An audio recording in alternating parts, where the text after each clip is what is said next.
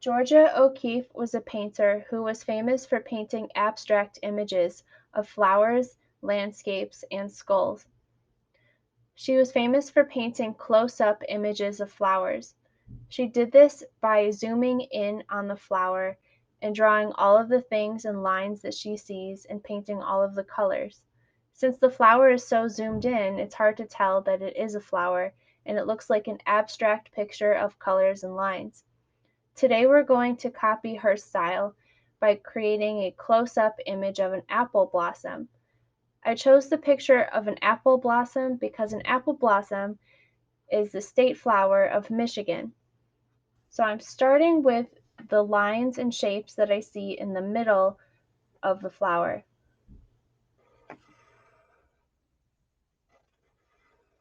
These yellow shapes that I am drawing are called the stamen.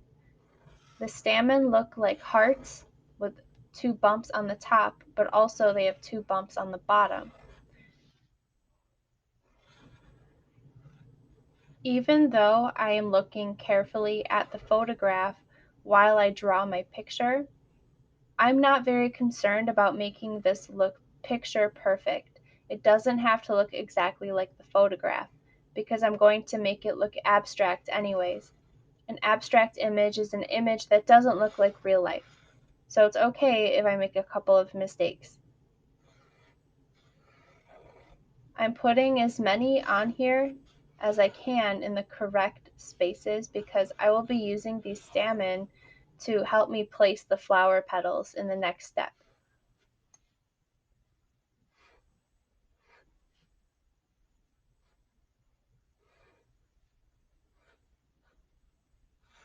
Right now I'm drawing the stems of the stamen.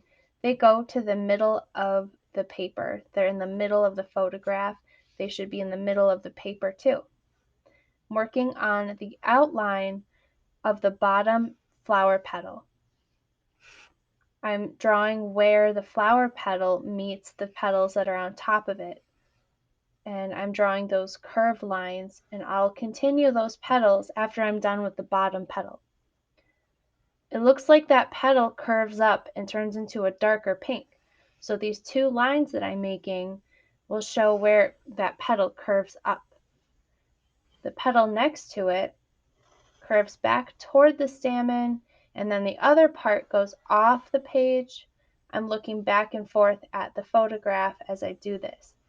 The other part of the petal curves up, and there's a little bit of a dent in the petal. And I see another line to show where the petal curves up.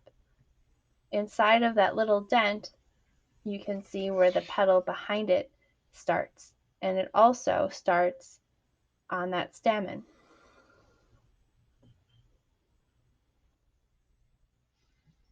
I see the flower petals starting on that stamen and going up to the top of the page and off of the page.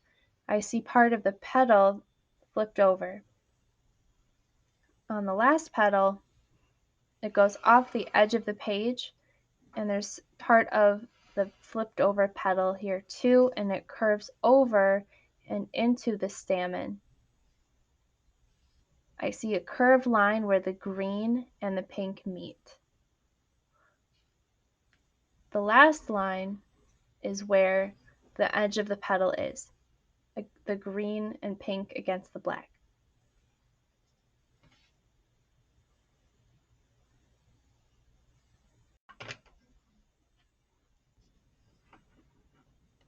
I'm done with my drawing, so I'm ready to color. I'm picking out the colors that I'm going to need because they're the colors that I see in the photograph. I see a couple types of green, yellow, and pink, and a dark pink too.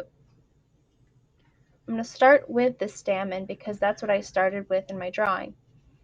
And I'm going to work my way out from the middle. I'm going to color all of the stamen yellow, and then I'm going to color the bottom part of the stamen green because I see it turning from yellow to green on the photograph.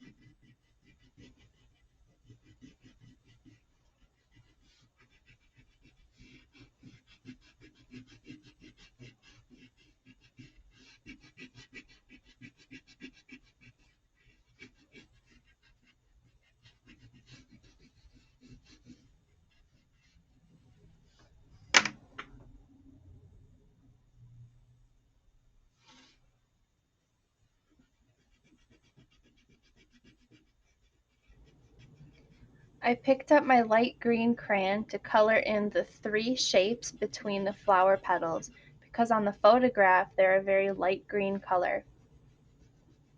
I'm going to use that same light green to color on the stems of the stamen because it is turning from green to yellow as it gets to the top of the stamen.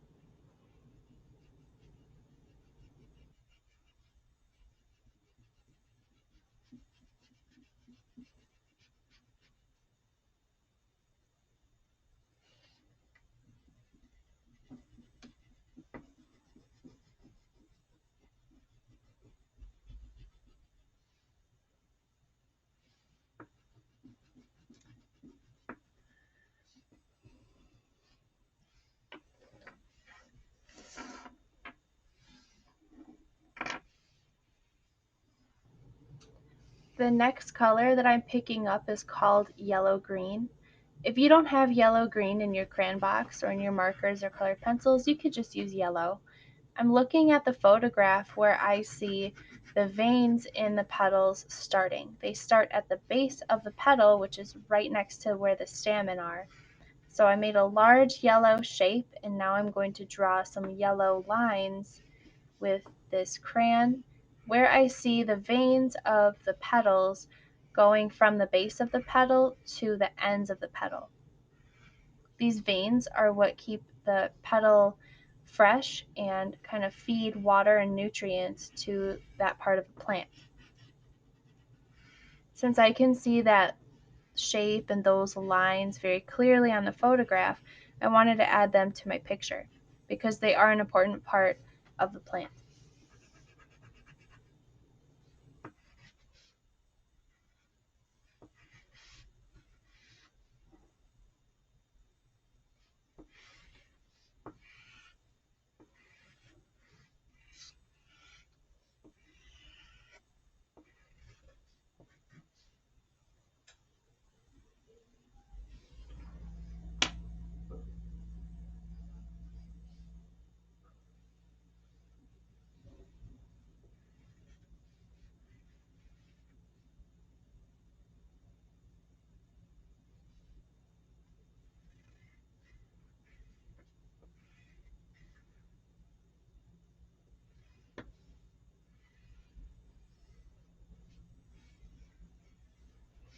I switched I switched over to my light pink crayon for these petals in the back because the veins I see in those petals are a pink color and not a yellow color.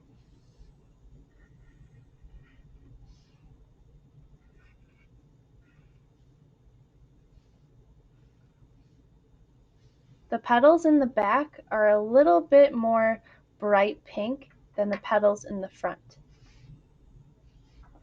So that is why I'm going to use a little bit more pink when I color in those two petals and a little bit less pink when I color the front three petals.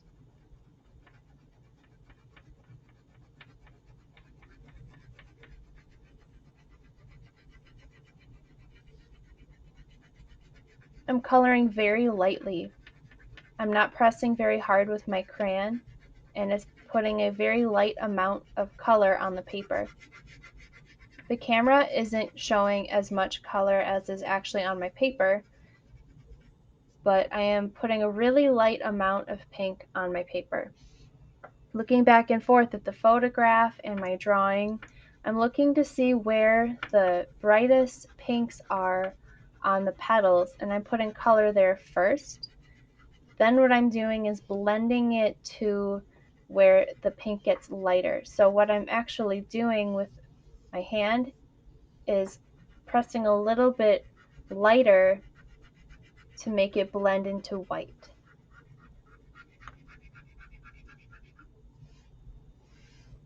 I see a shadow right here. It's a darker pink than the rest of the petal, so I'm pressing harder where I see a darker pink and where I see shadows. I also see a shadow underneath the petal, so I'm skipping over the lip of the petal and going to the petal underneath and creating a darker color to make it look like a shadow is being cast by the petal on top.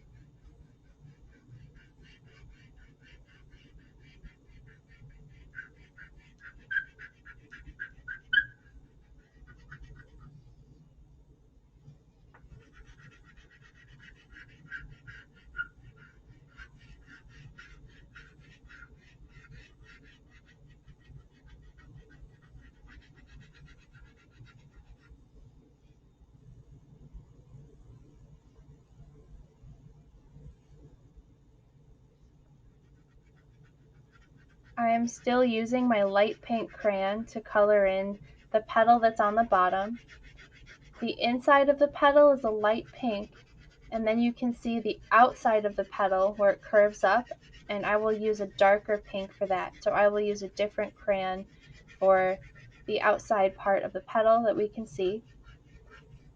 The leaf on the side, the last one that I'm going to work on, it looks like it's darker on the top and it gets lighter toward the bottom. So I'm going to use that same method of shading with my crayon. I'm pressing harder where I see a darker pink, and then gradually pressing lighter as I get toward the bottom of the leaf where it turns more white.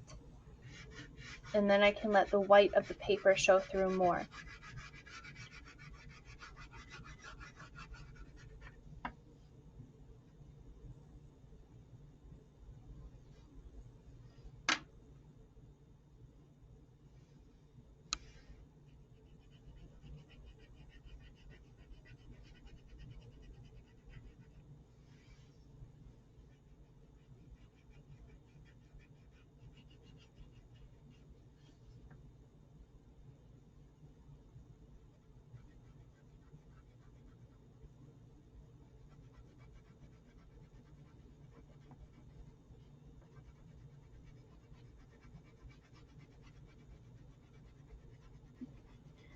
My last step for these flower petals is to color in where I see the darkest pinks.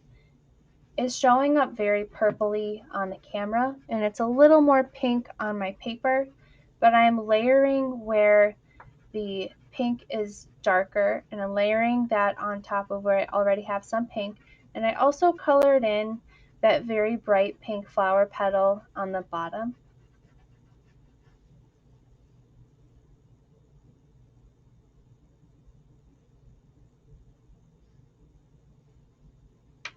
And then finally, I'm ready to color in the parts in the background. So the parts that would be behind this flower. And 3 parts will be green. I'm using my dark green because it looks a little bit darker on the photograph in those parts than it does on the light green where I had it in the middle of my drawing.